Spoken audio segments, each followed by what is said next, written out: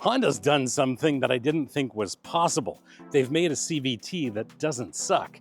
In fact, they've made a CVT that's actually good. CVTs are the automotive equivalent of soggy toast. They hunt for ratios, they feel disconnected, and they make every acceleration feel like you're driving through pudding. But this Civic Hybrid CVT feels completely different. The reason why changes everything we thought we knew about transmission tuning. And the secret isn't even in the transmission itself. What's it like? Buckle up, my friends. Let's go for a drive.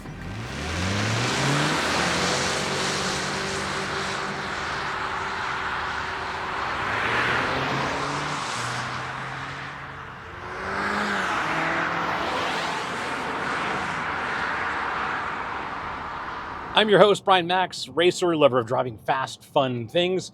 And on this channel, you get reviews for drivers from drivers. Now, I know what some of you are thinking. There's no way that Honda fixed the CVT problem because these CVTs have been the bane of driving enthusiasts for a long time. And after spending a week with the Civic Hybrid on city streets in stop and go traffic and on some fun roads, I can tell you this CVT is a transformative driving experience.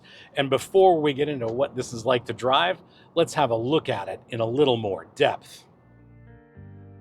Honda's willing to tell anyone who will listen that this is the quickest Civic next to the Type R. Under the hood is a naturally aspirated 2-liter 4-cylinder. Yes, it is a hybrid. Honda calls this a 2-motor system, and it breaks down like this.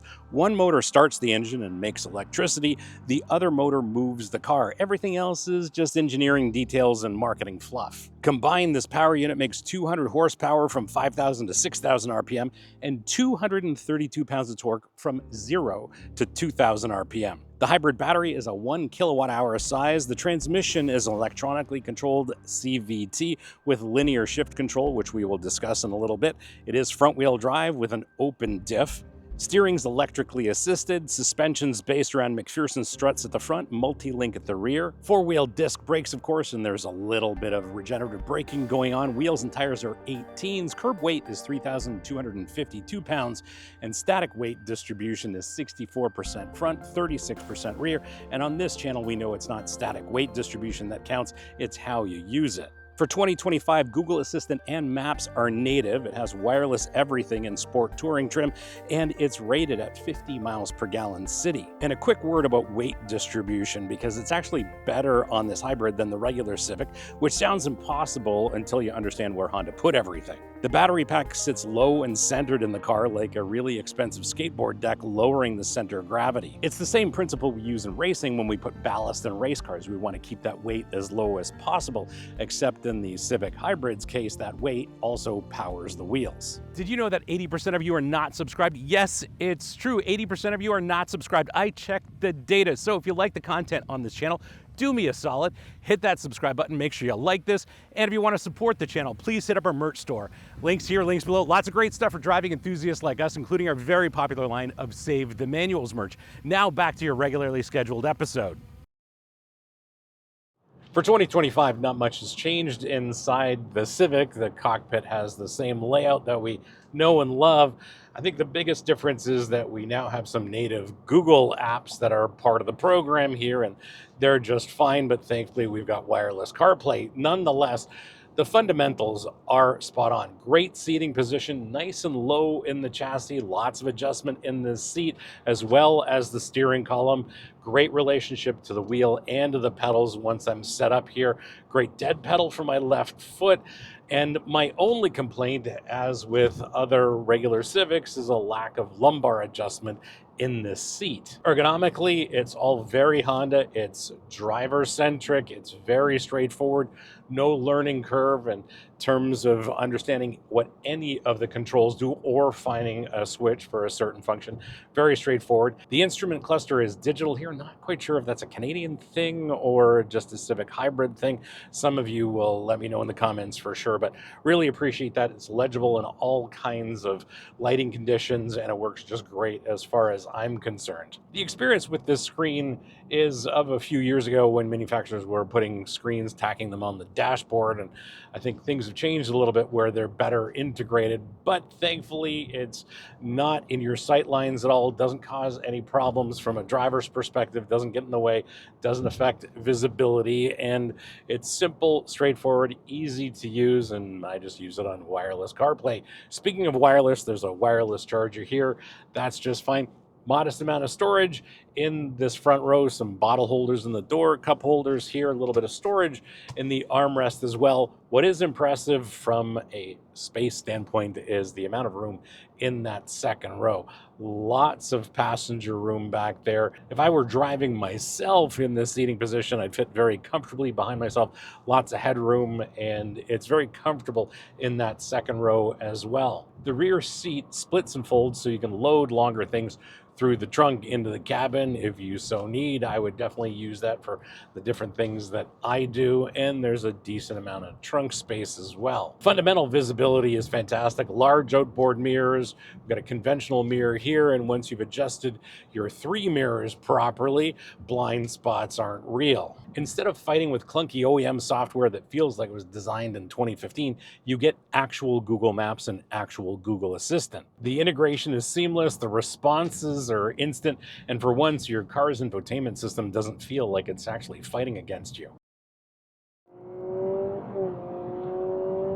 Acceleration is impressive, and I don't think the numbers tell the real story.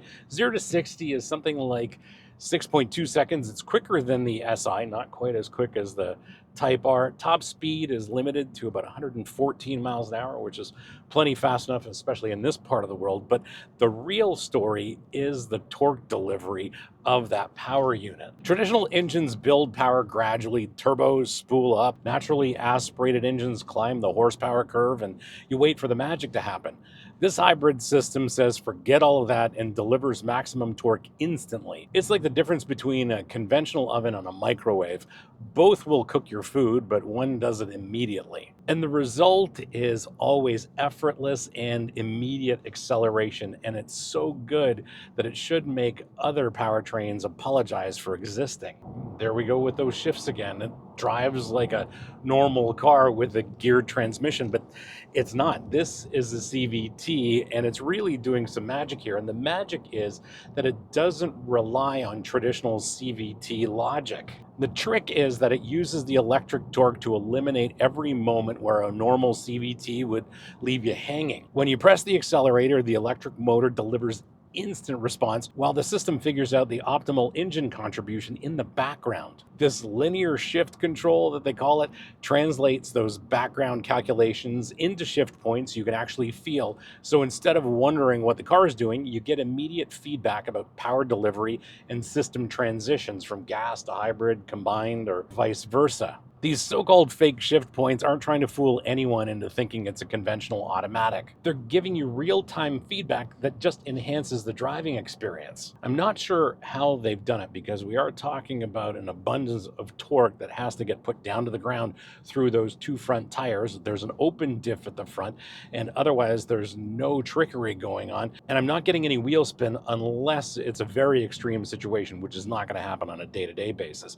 This is strictly during my testing. And this entire powertrain is able to get all of that torque down to the ground quite easily and completely drama-free. Most of the time, not all of the time, but most of the time, the transition between the electric motor and the gasoline motor is incredibly seamless. Every once in a while, though, there's a little bit of a rough startup from that gasoline motor, but in most of your day-to-day driving experience, it is a very seamless power unit. I'm sure I've said it too much already, but this Civic Hybrid is quicker than the outgoing 1.5 turbo Civic, but that's not the entire story. It's doing it while using half the fuel. It shouldn't be possible, but here we are.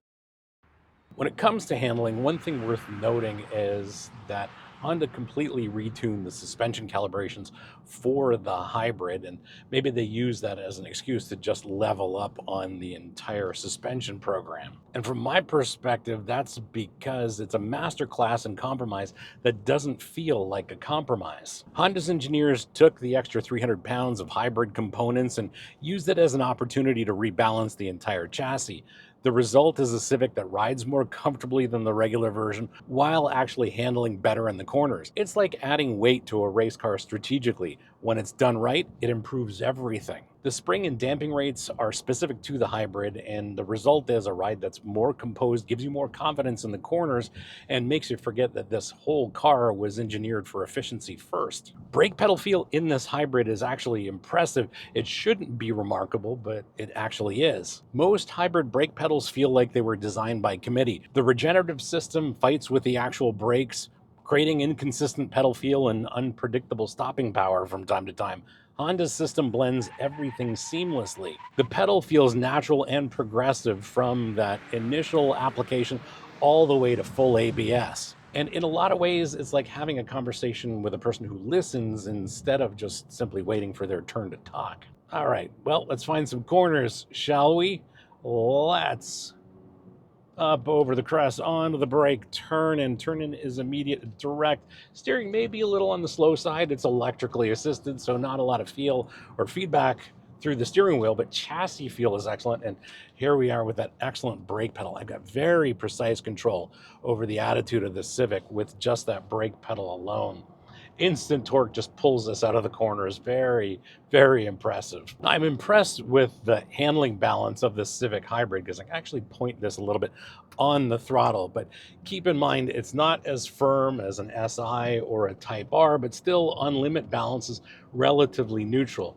The suspension soaks up the bumps, and that's where the compromise is. It does a great job in terms of delivering a comfortable ride, but when you do lean on it in the corners, there's a little bit of body roll and a little bit of secondary movement from time to time when it's trying to deal with the road imperfections that we have in this part of the world. I'm probably a little hypersensitive to that, being a racer and all, but in day-to-day driving, the ride is very comfortable, very composed, gives you all the confidence in the world to do things like hustle it through the corners or avoid a potential collision. If you're in one of those situations, you got all the confidence in the steering, the brakes, the handling of this Civic to avoid anything you need and to throw it around in the corners and enjoy yourself. I'm still really impressed with the overall ride and handling characteristics because at the end of the day, we are talking about a hybrid that is tuned for efficiency, and yet it still supports me in the corners. Yes, they tuned the suspension specifically for the hybrid, but where they place the battery in the chassis is also very important.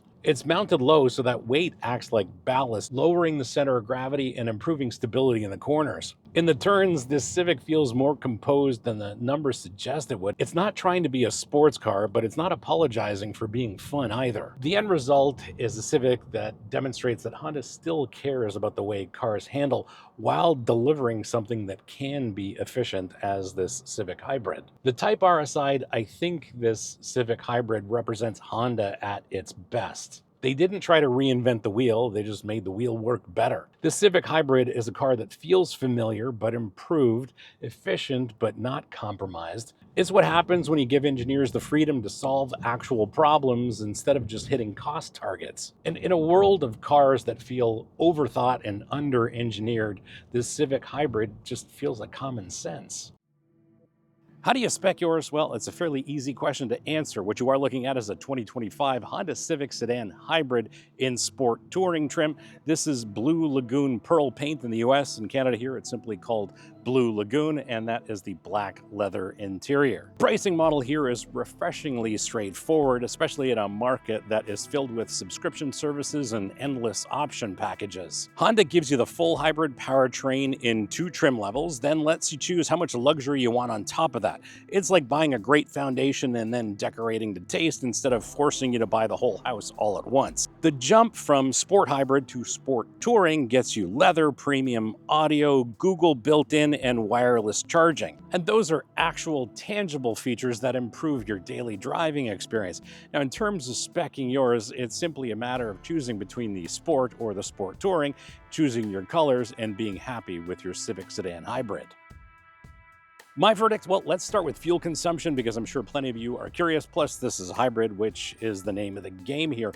I'm averaging 42 miles per gallon in mixed city and highway driving, which is exceptional for me because I never drive for mileage. That's about 5.5 liters per 100 kilometers for my Canadian friends.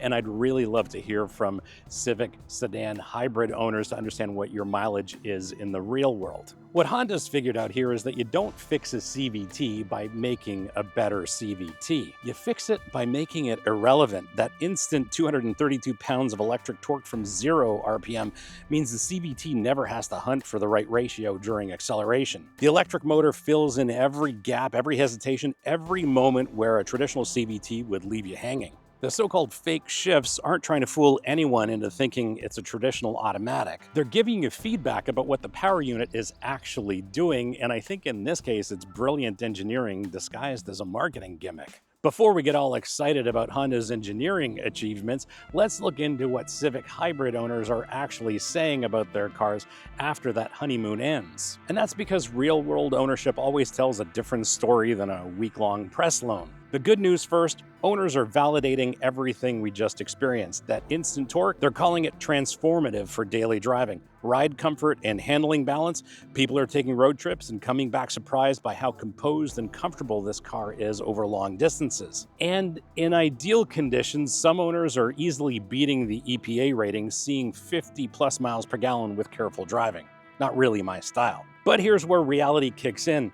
Some owners report that the Honda sensing system occasionally phantom brakes, particularly when passing vehicles on highways, which obviously affects confidence and spirited driving. Winter efficiency takes a bigger hit than you'd expect. The engine runs more frequently for cabin heat, and regenerative braking effectiveness drops significantly in cold weather. Real-world mileage can vary dramatically from EPA estimates, especially if you're not driving like a hypermiler. And there's one thing that Honda doesn't advertise. There's no spare tire. So you're stuck with a tire repair kit and hopes that you don't get a sidewall puncture in the middle of nowhere. The bigger picture, most owners report growing appreciation for their Civic Hybrid over time, citing reliability and overall driving enjoyment. But those aren't theoretical concerns or even my impressions from a brief week behind the wheel. That's real-world feedback from actual owners of Civic Sedan Hybrids. Thanks for hanging out with me today and having a look at this 2025 Honda Civic Sedan Hybrid Sport Touring. Hope you enjoyed this episode, and if you did, you're not new, you know what to do. Smash the subscribe button, turn on your notifications, like this, and as always, sharing is caring. So please share this with your friends, especially on Reddit, because on Reddit, they really need to see reviews for drivers, from drivers. If you have any questions or comments, please leave them in the comments below. I'll get back to you as soon as I can. And if you want to support the channel, please hit up our merch store. Links here, links below. Lots of great stuff for driving enthusiasts like us, including our very popular line of Save the Manuals merch.